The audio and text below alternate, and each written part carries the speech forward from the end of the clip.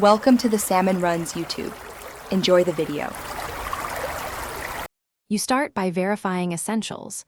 Make sure AC power is connected, battery is above 20%, and the charger reports charging. Once done, open power options and select balanced or high performance so sleep settings apply predictably. Next, disable hybrid sleep. This often conflicts with wake routines, and set display off timers to short intervals to test behavior. These first actions eliminate common power conflicts and let you isolate software settings fast. They're quick and give a controlled baseline to continue troubleshooting. Now focus on drivers and wake sources.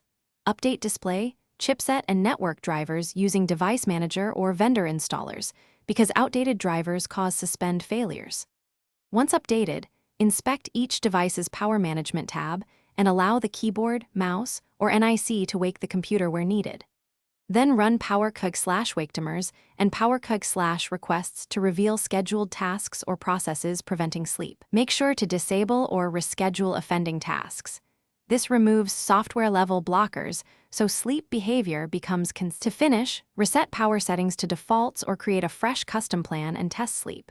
If problems persist, run SFC and DISM to repair system files, then test sleep in safe mode to determine if third-party software interferes.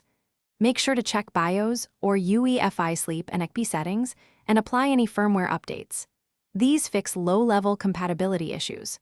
If it still fails, one key troubleshooting tip: temporarily disable fast startup on Windows. It often prevents proper sleep and wake cycles, so test with it off. Thanks for watching. Consider subscribing if we helped you.